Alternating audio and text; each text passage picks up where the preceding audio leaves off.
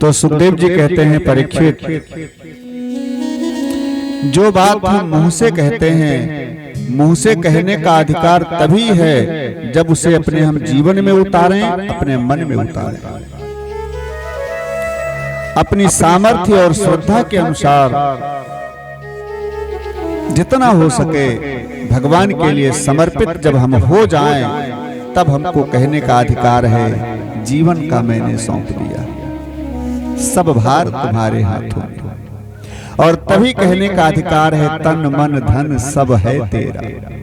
वैसे नहीं, केवल फॉर्मेलिटी अदा करने के लिए भगवान कहते हैं, ये कपट मेरे से नहीं चलता है। मन क्रम बचन छाड़ी चतुराई, और भजत कृपा करी है रघुराई। कपट का त्याग करके भजन करो, भगवान की जरूर कृपा होगी, विशेष कृपा होगी, ये निश्चित है। तो द्वितीय स्कंद में भागवत के लक्षणों का वर्णन करने के बाद अब तृतीय स्कंद में प्रवेश करते हैं श्री सुखदेव जी। और तृतीय स्कंद में सबसे पहले विदुर जी की कथा से प्रारंभ करते हैं। यहाँ सर्ग लक्षण, भागवत जी का जो पहला लक्षण है सर्ग लक्षण, वो लागू होता है। सर्ग माने सृष्टि, क्योंकि तीसरे स्कंद में सृष्टि का विशेष रूप से वर्णन है। भगवान ने इस संसार को कैसे उत्पन्न किया, सृष्टि का क्रम कैसे संचालित किया, ये कथा तृतीय स्कंद में आती है। कहते हैं, यदा तु राजा स्वसुतान साधून पुष्णान धर्मेण विनष्ट दृष्टि, भ्रातुर्यवेष्ठास्य सुतान विबन्धून् प्रवेश्य लाक्षा भवनी ददाह। जो धृतराष्ट्र है, दुर्योधन का पिता, धृतराष्ट्र के आंखें तो हैं नहीं, लेकिन इसको कहा है विनष्ट दृष्टि। विनष्ट दृष्टि का मतलब न अंदर वाले नेत्र हैं न बाहर वाले नेत्र हैं, चारों नेत्र गायब। अंदर से भी अंधा हो चुका है, बाहर से भी अंधा हो चुका है। इतना मोह से ग्रसित है कि जानता है मेरा पुत्र दुर्योधन अधर्म कर रहा है, अन्याय कर रहा है, फिर भी दुर्योधन का साथ दे रहा है, फिर भी दुर्योधन का पक्ष ले रहा है। अगर धृतराष्ट्र किसी बात को आदेश नहीं करते तो ना तो द्यूत क्रीड़ा होती, जुए का खेल होता, न द्रौपदी का वस्त्र हरण होता, न पांडवों का वनवास होता, न महाभारत का युद्ध होता। इसलिए सुखदेव जी कहते हैं, परीक्षित, ये विनष्ट दृष्टि है, नष्ट दृष्टि नहीं, विनष्ट दृष्टि। माने न बाहर के नेत्र हैं न अंदर वाले नेत्र हैं ज्ञान वैराग्य के। लाक्षय गृह में पांडवों को जलाने का प्रयास किया गया। इसके बाद इंद्रप्रस्थ का राज्य पांडवों ने प्राप्त किया, राजसूय यज्ञ किया, जिस यज्ञ को देख करके दुर्योधन ईर्ष्या से जल गया। द्रौपदी ने थोड़ा मजाक के भाव से, जब ईर्ष्या अंदर होती है तो मजाक भी कड़वी लगती है, वो मजाक भी बहुत कड़वी लगती है, घाव कर जाती है। द्रौपदी ने तो मजाक के भाव से दुर्योधन की हंसी उड़ाई, लेकिन दुर्योधन ने उसे अपने दिल पर ले लिया। परिणाम ये हुआ, दूत क्रीड़ा में कपट का जाल फेंक करके, कपट के पासे फेंक करके पांडवों को हराने का प्रयास किया गया। हारे नहीं है पांडव, लेकिन कपट के द्वारा इनको हराया गया। फिर द्रौपदी का वस्त्र हरण हुआ। पांडवों ने धर्म नहीं छोड़ा। एक बात समझें, भगवान कन्हैया से कई लोगों ने पूछा, भीष्म पितामह ने, कर्ण ने, द्रोणाचार्य ने, कई लोगों ने पूछा कि आप केवल पांडवों का ही साथ क्यों दे रहे हैं? अरे कौरव भी तो तुम्हारे सगे हैं, खास हैं, रिश्तेदार हैं। क्योंकि पांडव और कौरव भाई भाई तो हैं, चचेरे भाई भाई हैं, लेकिन भाई भाई। तो जब पांडवों के रिश्तेदार हैं आप, तो क्या कौरवों के नहीं हैं? इसलिए केवल पांडवों का साथ क्यों दे रहे हो? जब दोनों तुम्हारे हैं तो किसी का साथ मत दो। भगवान ने कहा मैं किसी का साथ नहीं दे रहा हूं, न पांडवों का साथ दे रहा हूं, न कौरवों का। मैं तो धर्म का पक्ष ले रहा हूं, क्योंकि यत्र पार्थो धनुर्धरः तत्र श्रीर विजयो भूति ध्रुवा नीतिर्मतिर्मम। जिधर धर्म होता है उधर भगवान कृष्ण होते हैं। पांडवों के पक्ष में धर्म है, तो कहा क्या कौरवों के पक्ष में बिल्कुल धर्म नहीं है? भगवान कन्हैया ने कहा है कौरवों के पक्ष में भी धर्म है। कौरवों के पक्ष में धर्म का प्रतीक है विदुर, और पांडवों के पक्ष में धर्म का प्रतीक है युधिष्ठिर, धर्मराज। अंतर इतना है कि विदुर जी की कोई मान्यता नहीं है कौरव पक्ष में। विदुर जी नीति की बात कहते हैं, अच्छी बात कहते हैं, धर्म संगत बात कहते हैं, लेकिन विदुर को फटकार दिया जाता है, डांट दिया जाता है। और एक बार तो ऐसा हुआ कि दुर्योधन ने निष्कासित कर दिया, निकल जाओ मेरे यहाँ से, मेरे खिलाफ मेरे पिताजी को भड़का रहे हो। तो विदुर जी को निकाल ही दिया।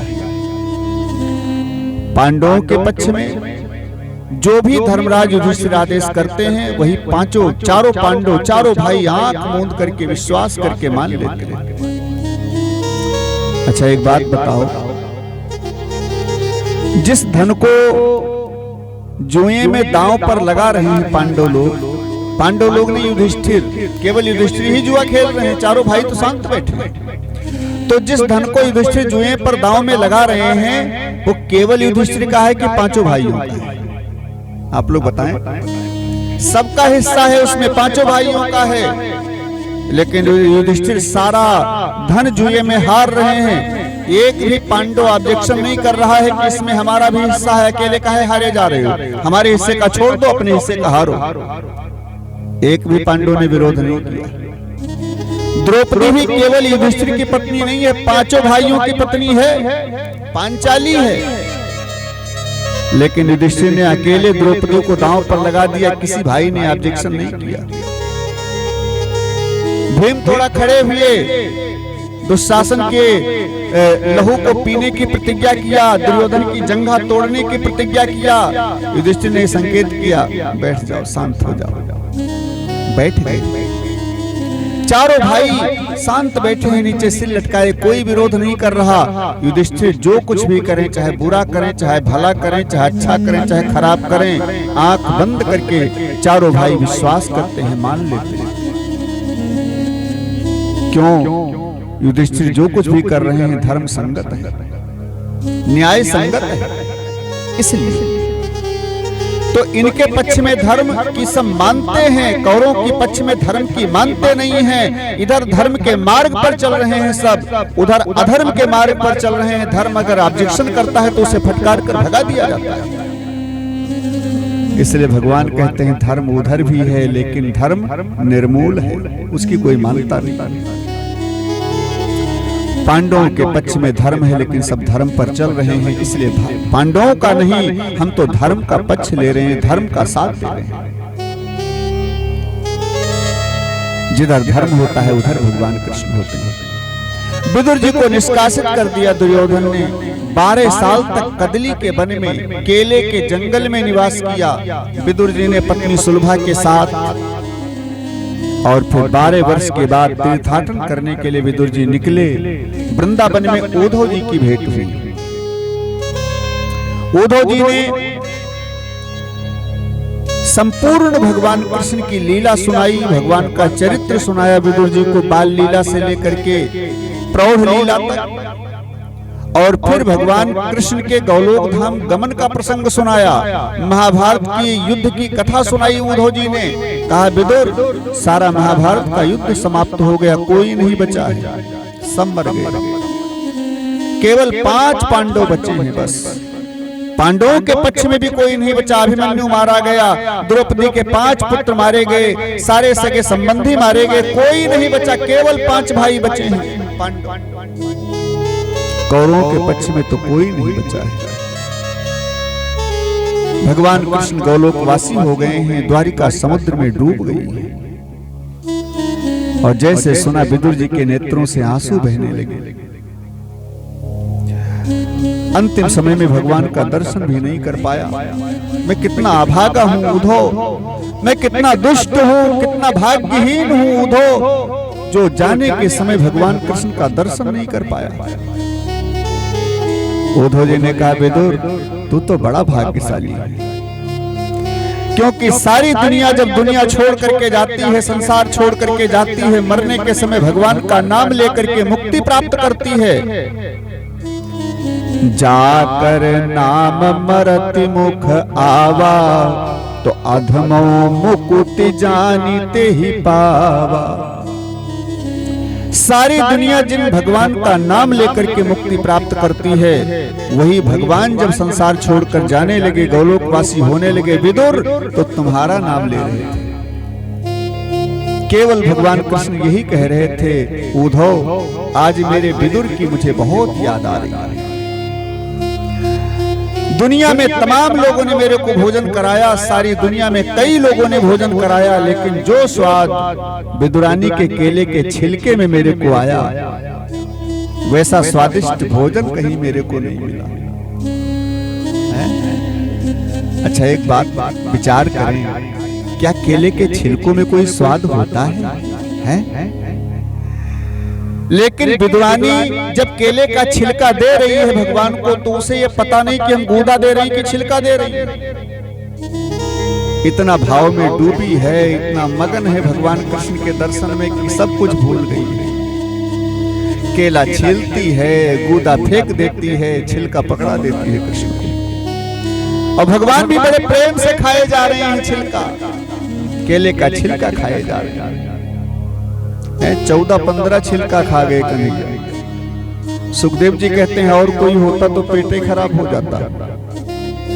और बार बार बड़ाई करके खाते जा रहे, बहुत मीठे हैं काकी जी, और लाओ, बहुत मीठे, बड़े स्वादिष्ट हैं। इतने में विदुर जी आ गए। विदुर जी ने देखा केले के छिलके खिला रही है, गूदा फेंकती जा रही है, बड़ी जोर से डांटा, बावरी पागल हो गई है, होश नहीं है, छिलका खिला रही है लाला को, लाओ मैं खिलाता। बैठ जाओ माता जी, बैठ जाओ, वहीं से हाथ जोड़ो, वहां भी भगवान बैठे हैं जहां बैठोगी। हाँ ज्यादा देर खड़ी मत हुआ करो, क्योंकि ज्यादा देर खड़ी होती हूँ सामने बाधित हो जाता, कोई दिखता नहीं। बोलिए सच्चिदानंद भगवान की। विदुर जी ने कहा देवी मैं खिलाता हूँ, लाओ। कन्हैया ने कहा अच्छा, इसका मतलब मैं अब तक केले के छिलके खा रहा था। अरे भगवान भी भगत की भावना देखकर इतना भाव मगन हो गए, इतना डूब गए भाव में कि इनको भी पता नहीं कि हम छिलका खा रहे हैं कि केला खा रहे हैं। विदुरानी जी ने कहा अच्छा, इसका मतलब मैं अब तक केले के छिलके खिला रही थी। विदुर जी ने खोला, लेकर आए थे वो बाजार से खोए के लड्डू बनवा करके निकाला। लाला ये एक लड्डू खाओ ना, मैं तुम्हारे लिए बनवा कर लाया हूँ स्पेशल।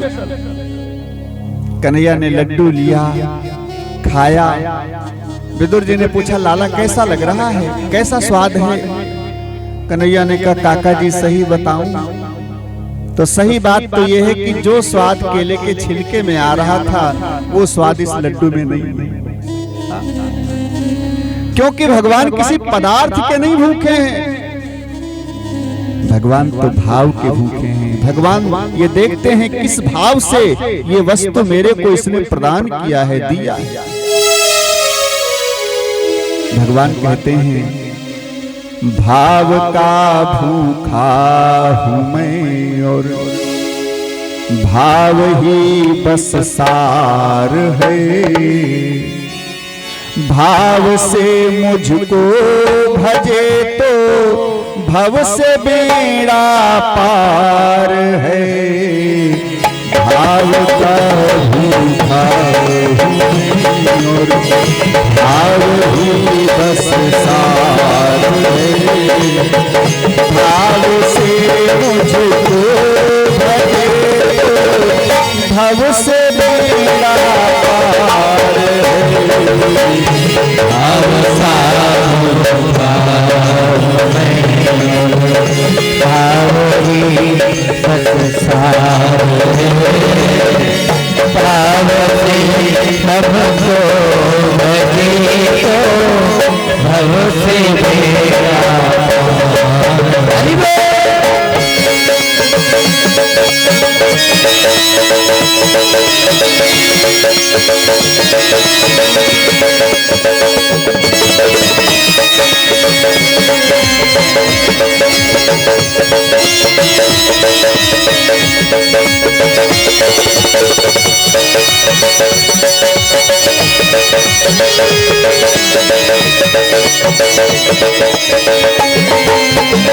और कहते हैं अन्न धन और वस्त्र भूषण कुछ न मुझको चाहिए। अन्न धन और वस्त्र भूषण कुछ न मुझको चाहिए। अन्न धन और वस्त्र भूषण कुछ न मुझको चाहिए। आप हो जाए मेरे बस, आप हो जाए मेरे बस, बस यही सत्कार है। भाव से मुझको भगे तो भव से मेरा पार है। आपका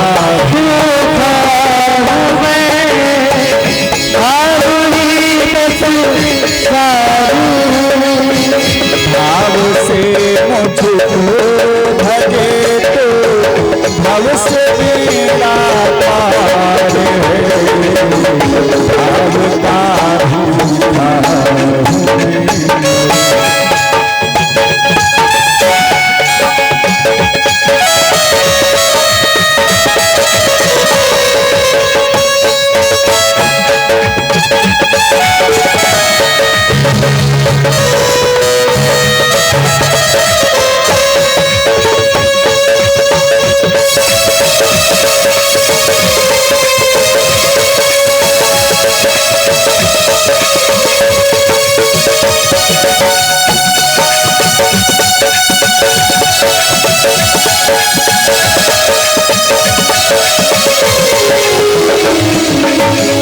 बांध लेते भक्त मुझको प्रेम की जंजीर में।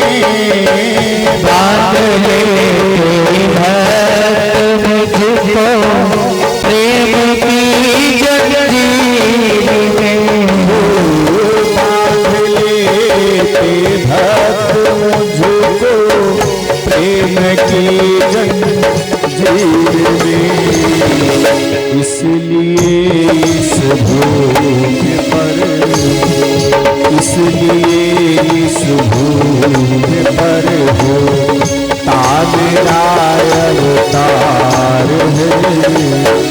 भाव से मुझको भजे तो भव से मेरा पार है।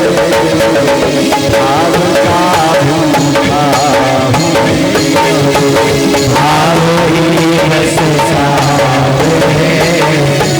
भाव से हमको भजे तो भव से मेरा पार है। भाव का भूखा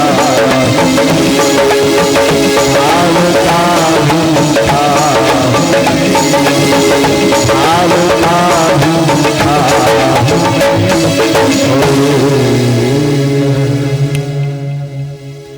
अन्न धन और वस्त्र भूषण कुछ न मुझको चाहिए। क्या चाहिए? आप हो जाएं मेरे बस, बस यही सत्कार है। हम केवल भगवान के बन जाएं बस, हम राम जी के राम जी हमारे हैं। यह समर्पण भाव ही भगवान को अपना बना देता है। तो उद्धव जी कहते हैं, विदुर भगवान कहते थे पूरे संसार में अनेक लोगों ने अनेक प्रकार के व्यंजन खिलाए मेरे को। अरे यशोदा जी के माखन में, चावल में, भात में वो स्वाद नहीं मिला मेरे को जो स्वाद विदुरानी के केले के छिलके में आया। आज मेरे को विदुर की बहुत याद आ रही है। अच्छा, विदुर कितने बड़े भगत होंगे, विचार करें। ये सूद पुत्र हैं, दासी पुत्र हैं। हाँ, विदुर जी सूद पुत्र हैं, दासी पुत्र हैं, लेकिन संसार राम का नाम जपता है, राम का नाम जप करके भवसागर पार करता है। लेकिन भगवान अंतिम समय में, जाने के समय में विदुर जी का नाम ले रहे हैं। जग जप राम राम जप जी। विदुर, मेरे को भगवान ने कहा था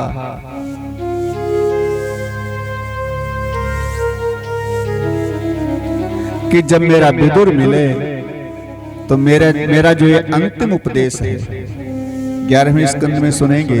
भगवान ने बड़ा सुंदर ज्ञान दिया है उद्धव जी को गोलोक धाम जाने के समय। तो कहते हैं जो अंतिम उपदेश भगवान ने दिया था, कहा था मेरा विदुर मिले तो उसको अंतिम उपदेश मेरा जरूर सुनाना।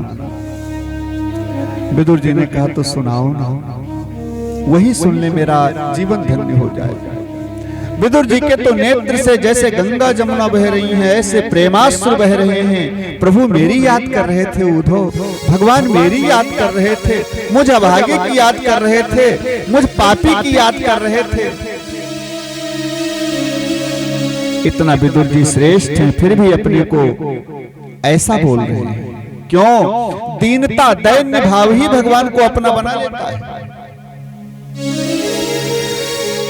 विदुर जी कहते हैं अंतिम उपदेश सुनाओ। उद्धव जी ने कहा सुनाने की स्थिति में नहीं हूं, भगवान की भी कृपा होने वाली है, इसलिए कथा को यहीं पर आज की विराम। और कल सुनेंगे बड़ा पावन प्रसंग।